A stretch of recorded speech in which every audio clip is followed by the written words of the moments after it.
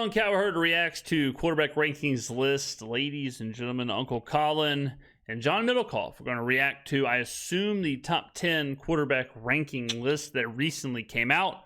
I will also react to Colin's reaction, a reacception, if you will. And I wanted to talk about this. So ESPN did a survey of executives, coaches, scouts, and it came out their top 10 quarterbacks. And I was on the plane reading this today.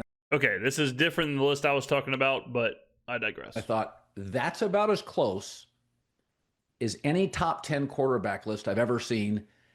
It goes Mahomes, Allen, Burrow, Lamar, Jayden, Stafford, Herbert, Goff. I've always thought Goff, because he's not dynamic, he's not fun to root for. The guy was a #1 pick out of Cal. He got to a Super Bowl. I've seen him outduel Mahomes in big games. He's good. Then they go Hurts 9 and Baker 10. And I thought people are not going to like that Hurts 9 drop. When I say this, that's about as good a list as I've seen. People would say, oh, what about Baker? Well, I got Baker, if I did a list, closer to 10 than 15 now. Yeah. I think after last year, I think I kind of scratched down a list on the plane that I had him at like 12, but I'm not bothered at all that Baker. I think Baker and Darnold are both in that 10, 11, 12 space. I'm totally. I think Baker is pretty similar to Goff, not how they play, but just like their situation where if they can be corralled and they're in the right system, they can be really, really, really, really good. And both of them, it's like, yeah, okay, they were first overall picks, but you know, kind of a controversial yet brave start to each person's career where it's like, their original team kind of ends up not wanting them, trades them, they end up getting better. How good really are they? Can you win with them? I think you can. I think Goff and Baker are pretty similar. Comfortable with both. I'd say Baker now has 2 straight years, and he has that second year in Cleveland. And just looking at him on the golf course, Baker has been more good than bad in his career, or more like well above. I mean, good. Yeah, good is like almost his baseline now. It's been talked about. He's definitely lost weight. He looks fantastic, and there is an element. There's a Farvian element, if you remember when Dorsey took him #1 overall. The intangible kind of the. I would say this though, for what makes Jalen kind of unique, and the arguments over Jalen are such a waste of time. Like, he literally won the Super Bowl, Super Bowl MVP, and I looked at his contract. By the end of like 2027, he will have accumulated $200 million playing football. The problem with Jalen Hurts is I think a lot of people see him and they're not totally sure. They're not sure if they should attribute it to Jalen Hurts or to the system or to a byproduct of the Eagles. It's hard to understand him as a player. I like Jalen Hurts a lot. I love him. Love him like a brother. But part of me is like, if you took Jalen Hurts and put him on the Seahawks, like, he's nowhere near the same player. I don't think he's obviously better than Sam Darnold. I think he would make the Seahawks better, but he's not going to be the same Jalen Hurts. Whereas if you took Josh Allen and put him on the Seahawks, he's the exact same Josh Allen. If you took Patrick Mahomes and put him on wherever, he's the same Patrick Mahomes. All right, so there is some of that, not system quarterback, but Jalen Hurts is a super unique case. He's kind of similar. Him and Brock Purdy, I think, would get a lot of the same similarities, where if Purdy would win the Super Bowl and he would do what Jalen has done, and Brock's come close, I think people would still look at Brock Purdy like, well, he's just a product of Kyle Shanahan. He's just a product of the 49ers. It's just the system. You take him out of the system, and to a certain extent, they might be right. But I think that's why Jalen does get dinged a little bit on the field. I'm sure he's making money. He won. We can argue till we're blue in the face. Once he won the Super Bowl, like, he's got an element that Goff. I mean, hell, Lamar, Josh Allen, some of these guys are still chasing. I think the top 4. Mahomes hasn't played as well in the regular season as those other 3 guys the last couple of years. But we have full faith in him in the biggest moments to get it.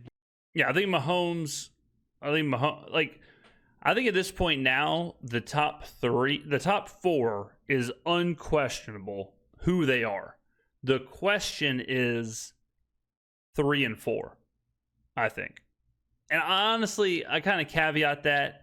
I don't even know if it's a question anymore, to be honest. I think going into last year it was, but at this point now, I'm pretty comfortable with a top 3 and then an obvious number 4, and then you go from there. The top 3, it's got to be Mahomes, Josh Allen, and Lamar.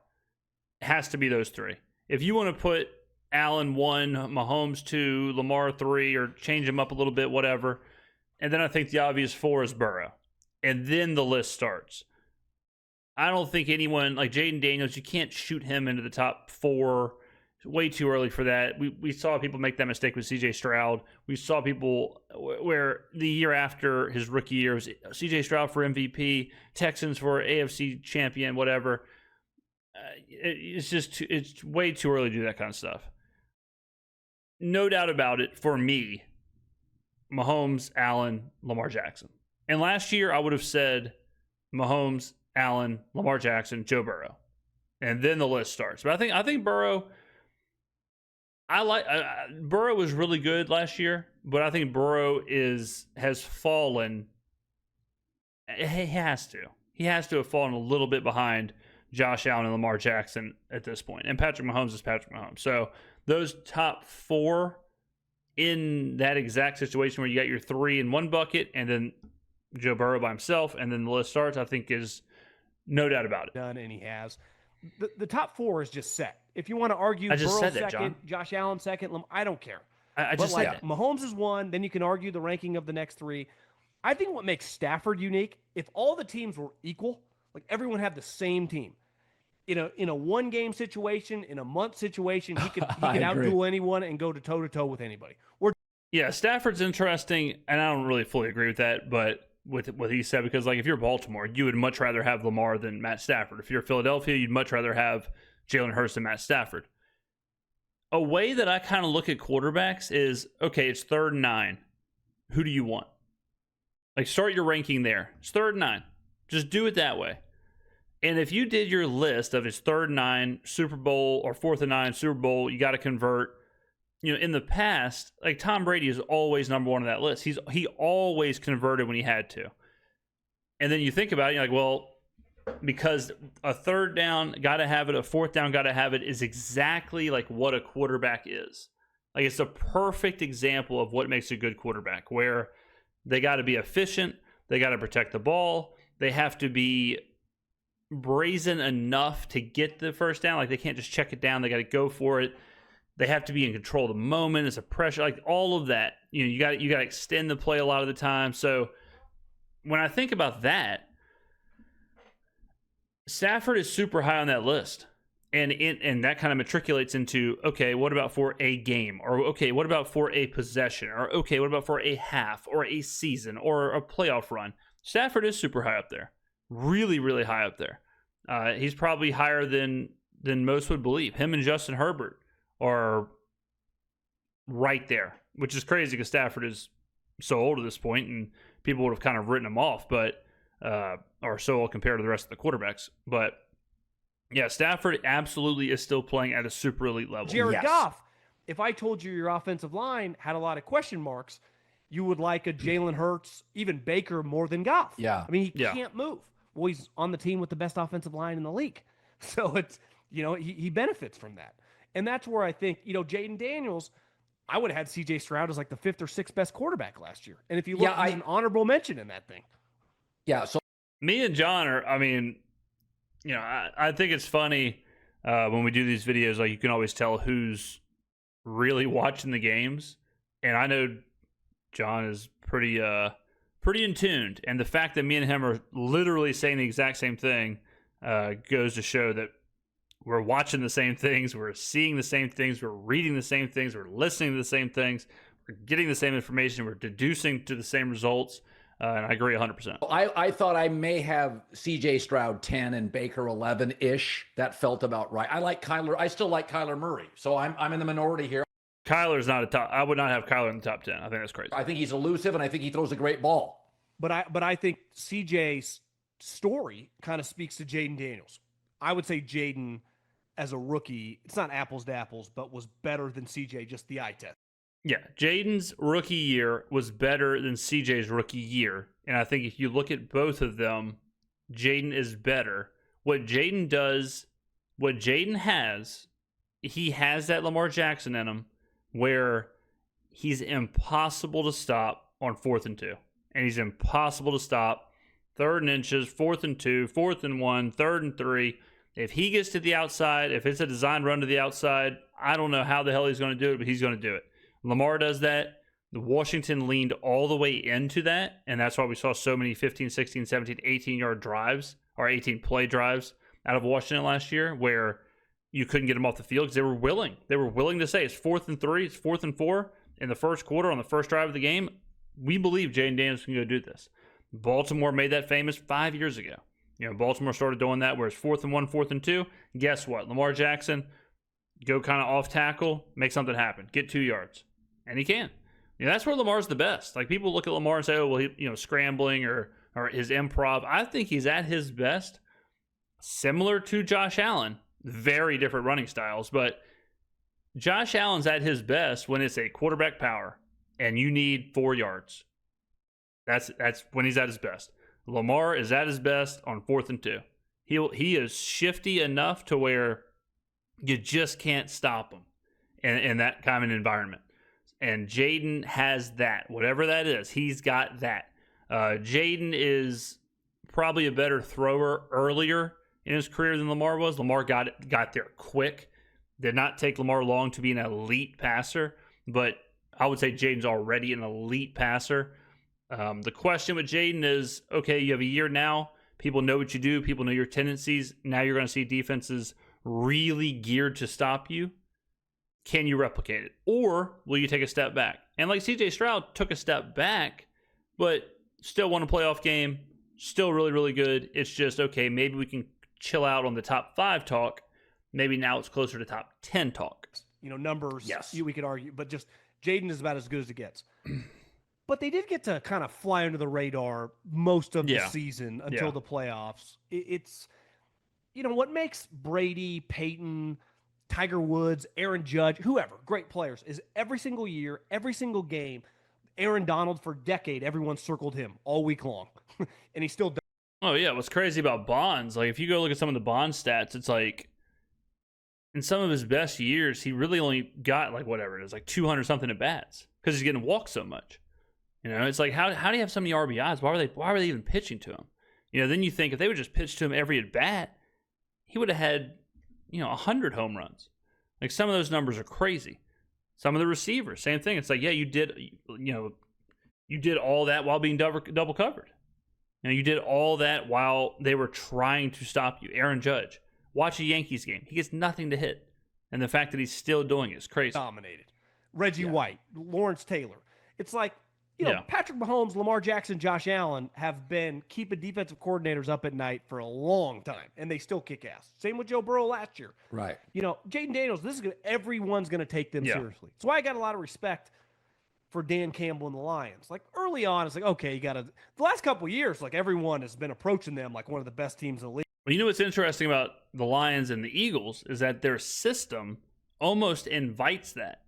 Because they're so physical, they win at the line of scrimmage. That's where they want to win. So they like that. It's almost better for them that the other team is leaning into it because that's their strength, and that's where Detroit will dominate you, and that's where Philadelphia will dominate you. Is where okay, we're going to sell out to stop the run.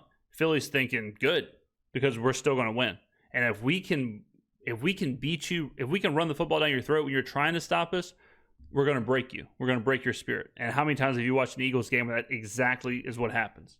And it's an all-out blitz, all-out assault to try and stop the run. And Philadelphia's moving 3-4 yards at the line of scrimmage like it's nothing. And then by the third quarter, the other team's quit. And they've answered the bell. Same with Jared. We'll see Jayden Daniels, like, no one is sleeping on you this year. Hell no. From the shittiest team to when you're playing the Packers, the Vikings. That's hard. Well, even baseball figured it out with analytics, is that they don't want a starter facing a batter for the third time, right? So you go through the order twice, and then by the time you're going to face, so what they're telling you, even starting pitchers, even aces, they want you out of there by the third time, because a guy after a third groove on you gets a vibe. Well, look at the NFL. The NFL completely changed to stop Patrick Mahomes. They said, okay, if you want to throw the deep ball like that, if that's how you want to win, we're taking it away. We're completely changing how defense is played. We're going to play underneath. We're going to allow you to have the underneath. We're going to play this too high shell. We're going to play a soft zone. if you want to dink and dunk us, fine, but over the top, that ain't happening, partner. And the Chiefs had a really hard time, and still are. The Chiefs are nowhere near as dynamic and the offensive team that they were before all that set in. So like, yeah, if Patrick Mahomes was just facing base defenses and none of that happened, imagine how good he'd be. But he is facing defenses that are built exclusively to stop him. Because a lot of pitchers get better. Verlander and Wainwright in their prime, I thought Nolan Ryan was better fifth inning on. Sure. Can you imagine pulling Nolan out with a one-hitter in the sixth? Oh, yeah. You do a Robin Ventura on you. But the reality is, there is truth to what you're saying, is it is very hard in the middle of the marathon when you're on the treadmill to break down Jayden Daniels over the course of 2 days on a couch in an office sleeping and say, this is the solution. This is the kryptonite. When you give guys an off season, these defensive coordinators, they find play. They go through all the analytics and find out he doesn't see to his right as well as his left.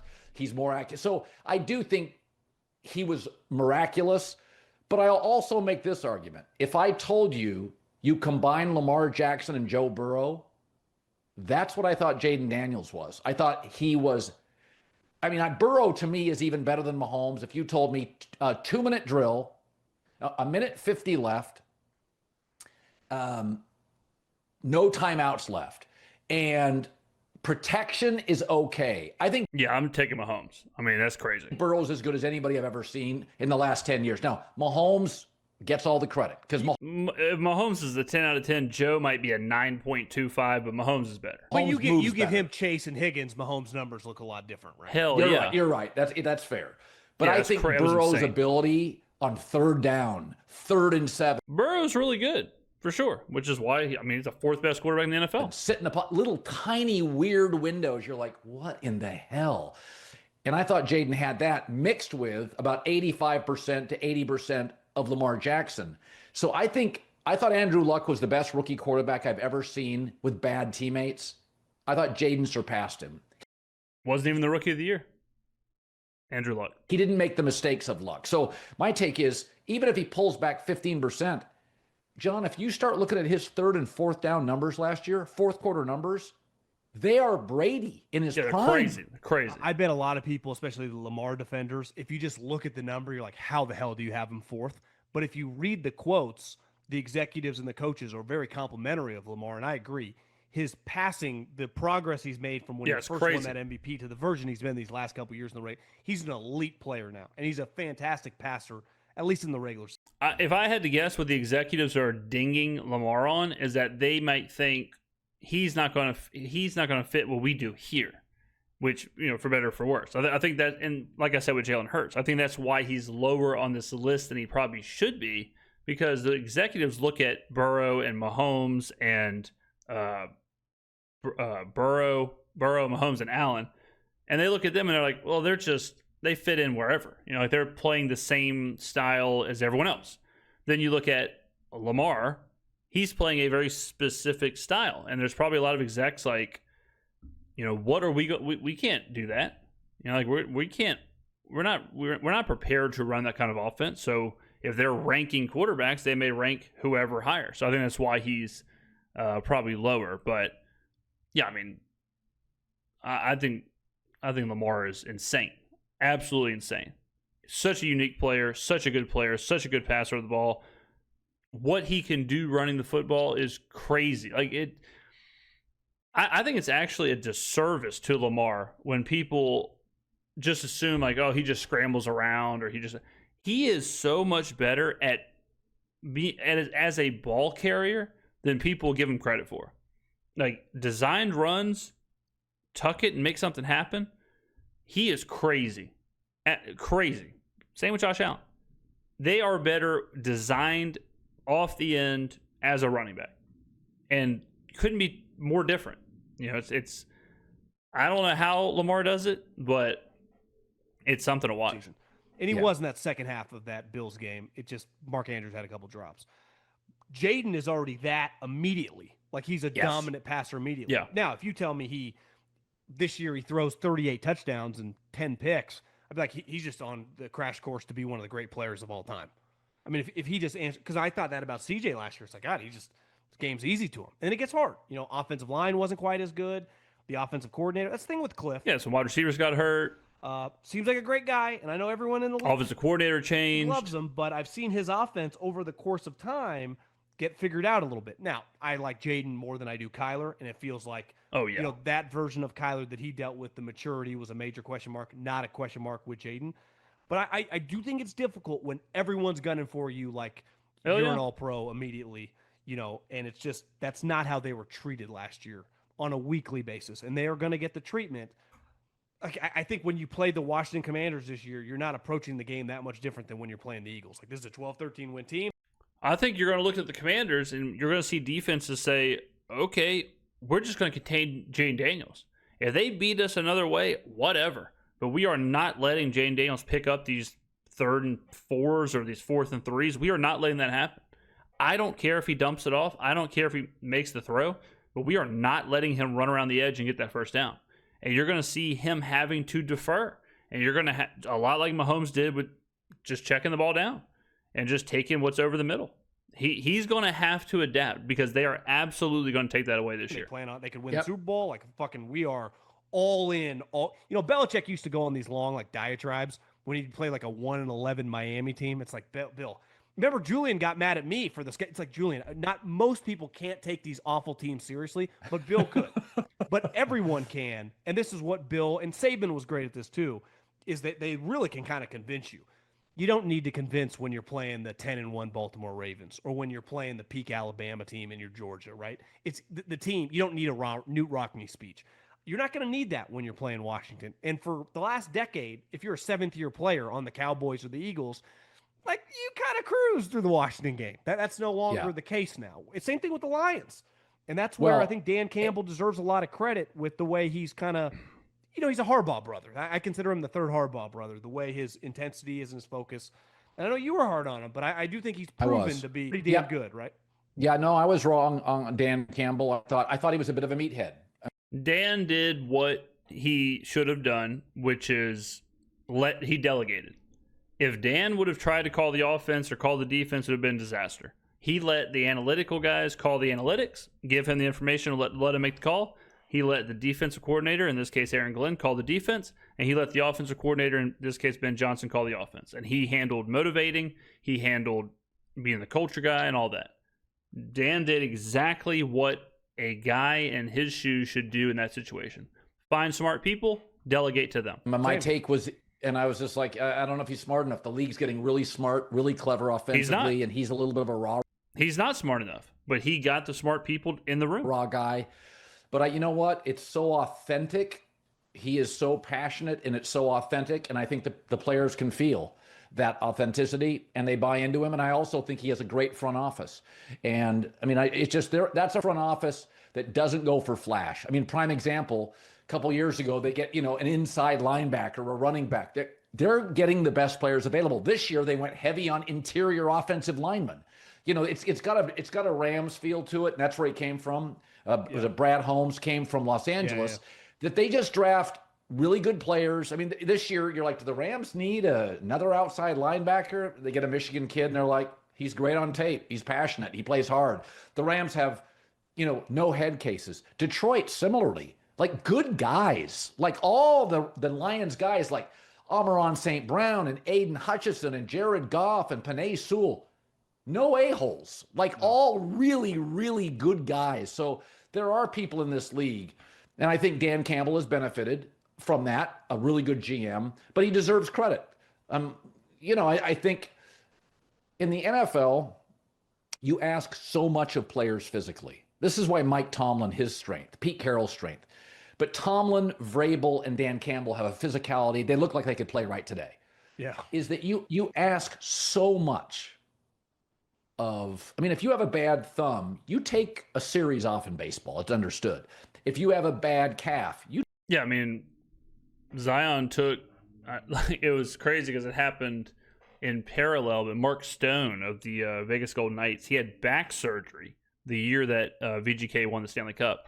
He had back surgery in the middle of the season and returned for the playoffs in that same time period, Zion was out and did not return from a pulled hamstring. Take a road trip off in the NBA. It's understood. In the NFL, you play hurt, and the coach is going to ask you to play hurt. And so when you ask athletes or men, I don't care if you're a fire chief or a police chief, you're putting people in harm's way. There is a certain personality, an alpha personality that works. You know, you can't ask, a fire chief can't ask all those guys to run into buildings. They got to believe. It's all the same thing. They got to trust. The players have to trust the coach. Just like in any job, you have to be able to trust your boss, trust your manager, trust your supervisor. If you can't do that, you're cooked. It's not going to be good. All right. So it comes down to, do the players believe in or trust the coach? Firemen have to believe that guy deeply cares about them as human beings beyond just coworkers. And I think Dan Campbell sells that. I think it's authentic. I think he loves his players. I think they feel it. I think McVay's got that quality too. And I think all the Harbaughs do. They love their players. And listen, I'm not selling Washington because I think Dan Quinn has characteristics of that as well. Yeah. Of being a tough guy who's a defensive lineman in college, defensive coordinator, tough guy, but he's like a lovable tough guy. And that's very important. And I think they're pretty lucky because I think it's going to be intense for them, but they have a coach who's been through the ringer, right? He's a guy that's been fired. He had to reinvent his career. Obviously, I mean, what he did last year spoke for itself. You know, Daboll's a good example. Yeah, but he was also fantastic in Dallas. Like, Dan Quinn had Dallas as the best defense in the NFL, you know, so it wasn't just last year. Example of like a couple years ago, I'm like, it is kind of funny. Like, Washington, the worst part about Washington was their defense. And Dan Quinn's the head coach. That's his side of the ball. Best coaching job I've ever seen. He won 9 games. I think they got like 3 total good players. But he'd never been a head coach, and as time went on, it just kind of, unraveled a little bit, and you don't have as much to lean on. Dan Quinn, once you've been a head coach and you've been fired, you've kind of seen it all, especially when you've had success and you've worked for the best in the business. And went to a Super Bowl. You talk to anyone with the Chiefs, there's no taking practices off. I mean, they're not winning these games late in the season and all these playoff games close because they have a bunch of guys that just chill Monday through or Wednesday, Thursday, and Friday in October and November and then start practice. You are obligated to practice. I mean, it's a tough environment. No different with the Ravens, no different now with the Chargers with Harbaugh, like you said. Yeah, but what happens is you got to believe. What happens is the players have to believe that they're doing what they're doing because they know it's going to get them there. Some of these coaches come in with that attitude, players buy in, and then they go 7-10. And then the next year they go 8-9. And then the next year they go 6-11. And then it all falls apart. All right, like, if you're going to demand that much out of your players for whatever the carrot on the stick is, at some point they got to get the carrot. And we're seeing that with Miami, where all of a sudden all the stuff that's been going on in Miami, all the the shtick, the Mike McDaniel thing, like, okay, well, they're losing now. So all that's we're not buying into that. It's not playing. And you see that across the board in every sport, no matter who the coach is. We've seen coaches in some sports win a Super Bowl or win a championship. The next year they get fired because the players, they just lose the locker room. It is hard. I mean, the NFL, you practice way more than you play. And these coaches, they will push you to the limit of what they are allowed to use with the pads. The CBA doesn't allow them to have that many physical practices like they used to. But the Harbaugh brothers, obviously Andy, Mike Tomlin, Pete Carroll, Shirley, will push it to the limit when it comes to that. So I just think the same teams are winning. We talk about this all the time, are winning over and over. I mean, look at the top quarterbacks there on the list. They also benefit from playing. I mean, Burrow's somewhat of an outlier, but they all play with really well-run. Baker resurrected his career. If you would have put Baker in like Arizona the last couple of years, probably doesn't look. But he goes to Tampa, best GM in the league, or one of them, a bunch of good players, high-level guys, and boom, resurrects his career. He's matured.